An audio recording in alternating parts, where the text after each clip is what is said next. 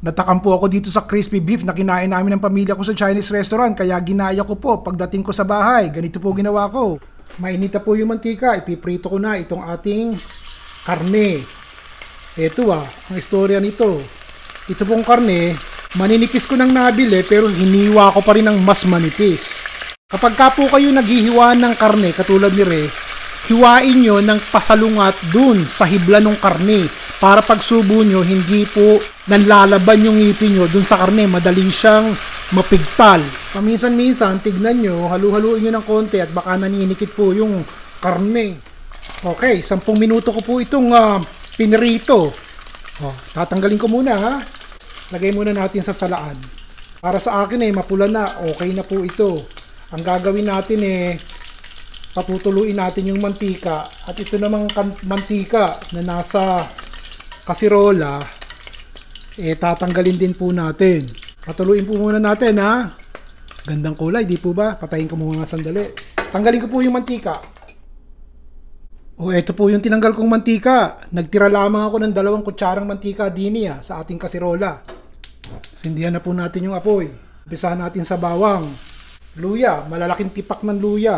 Kasi yung ibang kumakain ng luya, gusto nila yung lasa ng luya pero ayaw nila na manguya. So ito, madaling nilang makita. Pwede nilang tanggalin sa pinggan nila o sa tasa. Toyo, 2 kutsarang toyo po. Lagyan na natin ng tubig, 1 tasang tubig. Lagyan ko na po ng paminta. Hindi po pwedeng walang asukal iriya.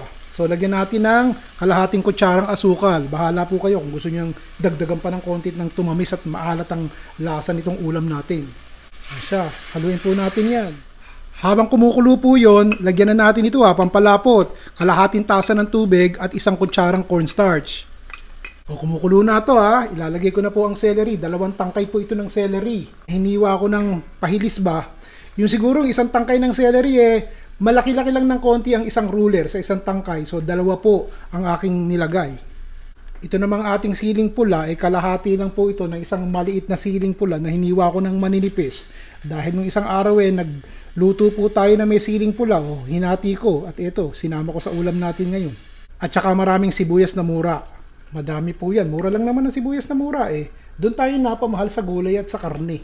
Pero paminsan-minsan kung po pwede ng ating panggastos at merong kasayahan, may okasyon, pwedeng gawin nyo to. Madali lang naman, pinagsama-sama, tapos na.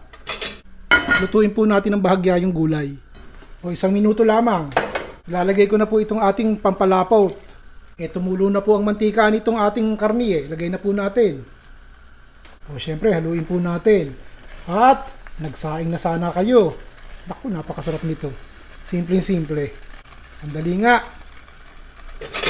Pasintabi po sa mga kaibigan natin na hindi kumakain ng karne. Paminsan-minsan po pagbibigyan natin ng kahilingan ng ating ibang kaibigan dito na humihiling na magluto daw po ako ng ibang putahe naman maliban sa gulay palagi o isda. So ito po, nilahukan natin ng karne. Napakasimple lang naman ang gawin. Yun nga lang po, ang Ricardo may kamahalan. So kapag kami okasyon, ito na po ang lutuin nyo.